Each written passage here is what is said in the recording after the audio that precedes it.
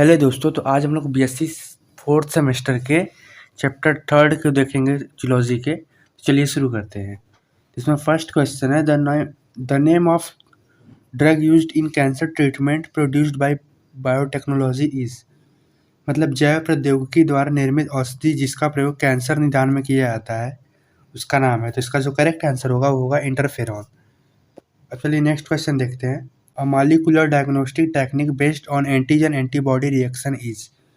मतलब एक आणविक नैदानिकी तकनीकी जो एंटीजन एंटीबॉडी अभिक्रिया पर आधारित है उसको क्या कहते हैं? करेक्ट आंसर होगा वो होगा एलाइजा। अब चलिए नेक्स्ट क्वेश्चन देखते हैं।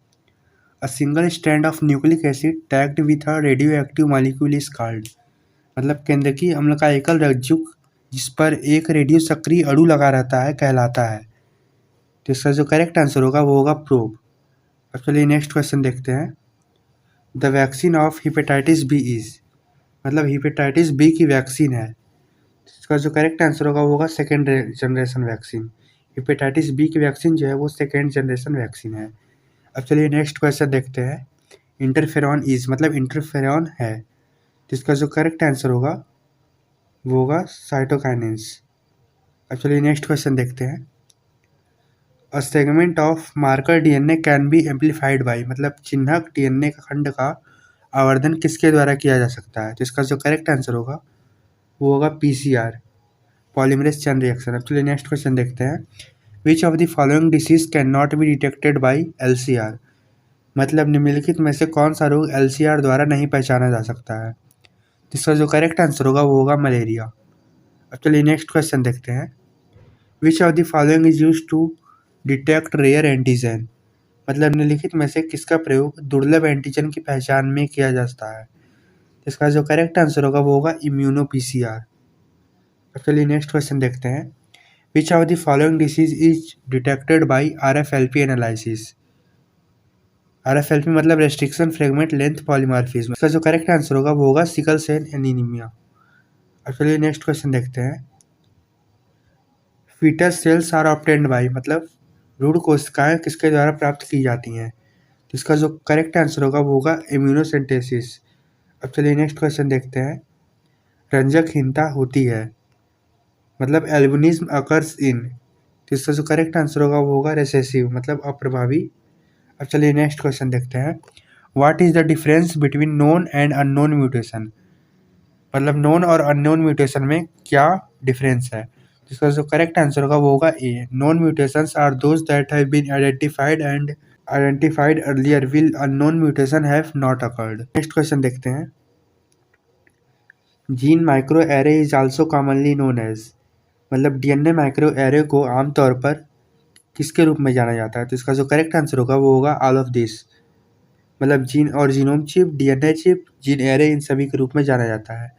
तो अब चलिए नेक्स्ट क्वेश्चन देखते हैं।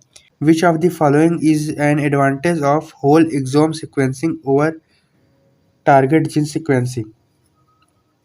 मतलब निम्नलिखित में से कौन लक्षित जीन अनुक्रम की तुलना में संपूर्ण एक्सोम अनुक्रम का लाभ है? तो इसका जो करेक्ट आंसर होगा वो होगा whole exome sequencing can identify unknown mutations. मतलब संपूर्ण एक्सोम सिक्वेंसिंग अज्ञात म्यूटेशन की पहचान कर सकता है।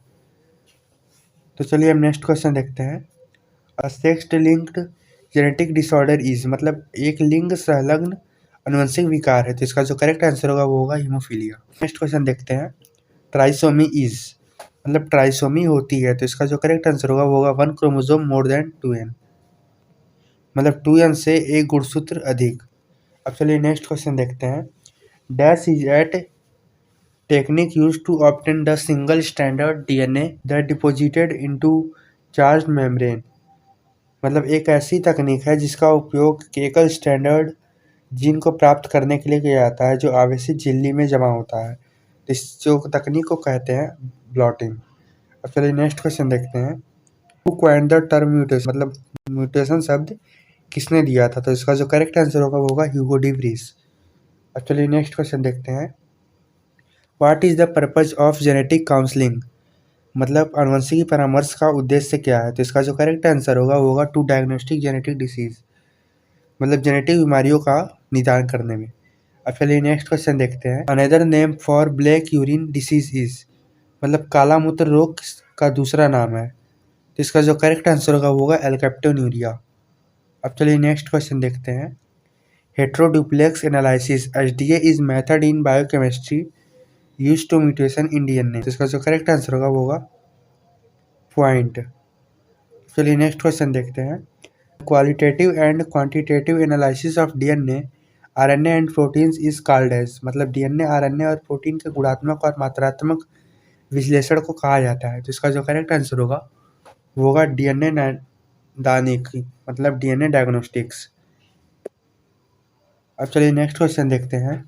DNA sequence refers to the, मतलब DNA अनुक्रमण का अर्थ है। तो इसका जो करेक्ट आंसर होगा वो होगा C, technique use to determine the base sequence in a DNA molecule. अब चलिए नेक्स्ट क्वेश्चन देखते हैं। The condition of chromosomes in a person suffering from Turner syndrome will be. मतलब टर्नर सिंड्रोम से ग्रसित व्यक्ति में गुणसूत्रों की संख्या होगी। इसका जो करेक्ट आंसर होगा वो होगा 44+X। अब चलिए नेक्स्ट क्वेश्चन देखते हैं। A male has reduced hair in large breast and chromosomes are XXY.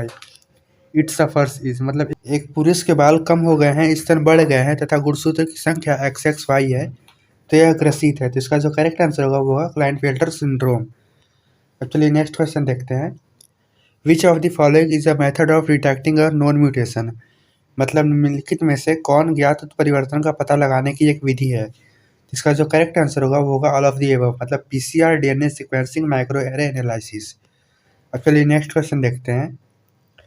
Dash detects the sequencing variation single point mutation and other small scale change through electrophoresis mobility differences. मतलब विद्युत कण संचलन गतिशीलता अंतर के माध्यम से अनुक्रम विभिन्नता, एकल बिंदु उत्परिवर्तन और अन्य छोटे पैमाने पर परिवर्तन का पता लगाता है। तो इसका जो करेक्ट आंसर होगा वो होगा SSCP विश्लेषण, मतलब SSCP analysis.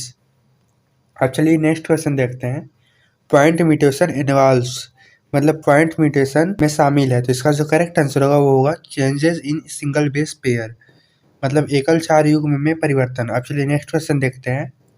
Dash is the study of the role of the genome in drug response. मतलब डैश दवा प्रतिक्रिया में जीनोम की भूमिका का अध्ययन है।